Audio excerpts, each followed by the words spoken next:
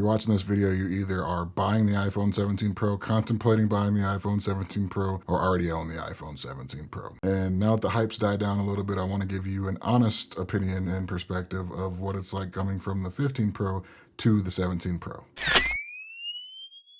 Now, this isn't your actual launch day video. It's not going to be the specs, keynote announcements, or any of that kind of thing, because those videos, there's a million of them and they've already passed. What I want to give you is my real world experience, what actually stands out to me, and of course talk about the cameras, because if you've been here before, you know what we do here. Lately, upgrading every year has started to feel kind of pointless. But this year, with the new camera system, better battery life, and honestly, the cosmic orange color, I had to go get it. Now, when I originally pre-ordered the 17 Pro Max, thinking that I would benefit from the screen size again and be able to do more with the extra battery life. But I then realized that the Max lifestyle just ain't for me anymore. I quickly went over to Verizon. All they had was the 512 gigabytes, so we downgraded in memory. But we got a smaller phone, and now the world is a better place. And even though I'm not getting the Max, the 17 Pro is slightly bigger than the 15 Pro, but it's still at a manageable size, and I've been loving the extra screen real estate. The camera bump is more prominent, especially with those large camera sensors. One thing I did notice though is the titanium finish in the 15 Pro just felt better in the hands than the aluminum does, but the cosmic orange kind of makes up for the loss of premium feeling for me. I freaking love the color, whether you do or not is on you, let me know. Now, at first I ordered myself a clear case because I want to show off the color, but then I remember this company called Arc that I'd used with my iPhone 14 Pro Max that makes these exoskeleton style cases. This exoskeleton bumper case covers every corner of the phone and gives you clearances off of whatever surface that the phone may fall and land on, which not only protects the phone, but gives you the feeling of not having a case on your phone at all, which, if you ask me, is a win-win scenario. Moving on to the screen, it is noticeably brighter. Those 3000 nits and the new anti-reflective coating actually do make a difference, even in direct sunlight. Moving on to performance, I will tell you now I am not a mobile gamer, and I do not edit on my phone because I am a pretentious videographer who thinks that is just silly. But in day-to-day use, everything just feels snappier. Apps feel like they've launched faster, switching camera modes is a lot smoother, and doing any other tasks that I might need to do on my phone, I've had zero hiccups. Also worth noting, the new aluminum build does help with heat, so when I'm using the phone for long periods of time, or when it's plugged in especially, the phone feels much cooler in the hand. And with this new camera plateau, it means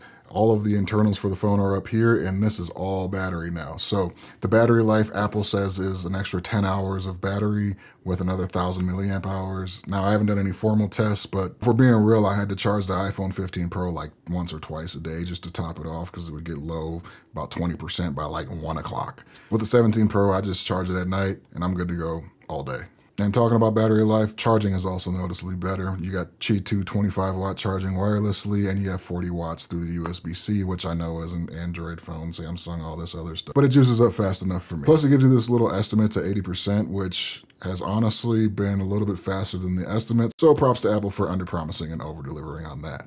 So yeah, coming from the 15 Pro to the 17, there's a noticeable bump there in performance. On paper, jumping from a 12 megapixel 3x zoom to a 8x zoom at 48 megapixels kind of feels like a stat sheet stuffer, but honestly it opens up a lot more creative options. Main sensor still shoots crisp, detailed images, and there's no surprise there. If you know iPhone photography, it's been good for years. But where it gets interesting this year is the flexibility, because now you have 48 megapixels across the board from the ultra wide to the telephoto at 200 millimeters. And that 8x or 200 millimeter zoom actually did surprise me.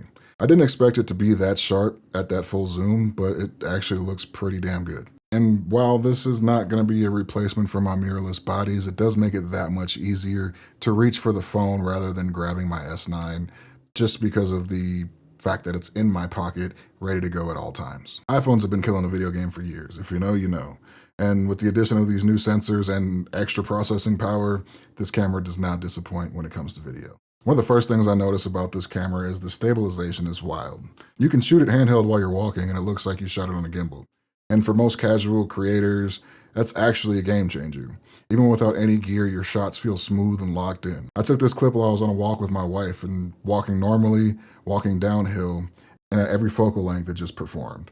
Or if you look at this clip of a fighter jet going across the sky, I'm standing and my hands are probably shaking, but this is where the stabilization performance shines. And if you need to go harder with stabilization, action mode is still a thing. Now this is going to crop in a little bit more on the image, but it's going to stabilize it that much better. You need it, not necessarily, but it's there if you want to use it. But the part that blows my mind about the iPhone 17 Pros is that you can shoot ProRes RAW internal on a cell phone. Like this stuff used to be for premium cinema cameras and mirrorless bodies, now in your pocket. And that's just kind of insane that Apple's been able to do that. But there's one slight drawback, and that is that ProRes files are massive. I have the 512 gigabyte here, and I can only shoot about 58 minutes on this thing as it stands right now before it's completely full.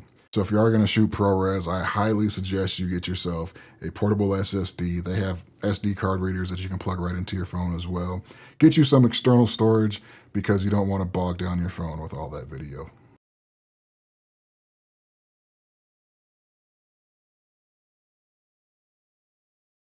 You can shoot Apple Log or Apple Log 2 and H.264 or H.265 formats, so you're not taking up terabytes of storage while still getting that color and dynamic range flexibility that you get from the log footage. And on top of that, the Blackmagic app gives you real-time exposure tools, histograms, LUT previews, better audio controls.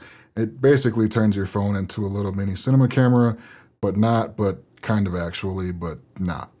So if you are into content creation or you want professional style videos for whatever reason you might want them for, download the app because it's pretty great. Now, one of the bigger camera upgrades that most people will notice in their everyday use is the upgrade to the selfie camera. What they've done is they've created an all-new square sensor that enables zoom and rotate options, basically shooting an open gate. First off, the image quality on this front camera is way better than the 15 Pro, like just way better. All right, now speaking of the front camera, I forgot to say this too, is that you can use your AirPods for your microphone. So I'm shooting on the front camera. My phone is vertical and 16:9, and I'm using the AirPods as my microphone as I'm walking around. You might hear my gauges tapping on it, but I kind of want to see how far we can get. Like right now, I'm probably like 20 feet away, 20, 30 feet. I don't know. I'm not a surveyor or nothing, but if you're getting good audio from here, like, what else can you ask for from a phone? Here you are again with the front-facing camera. I'm walking right now, and if you notice, the stabilization's pretty good on this thing. Like, we're in 16:9, so it's not the normal vertical that you're used to seeing from the front-facing camera.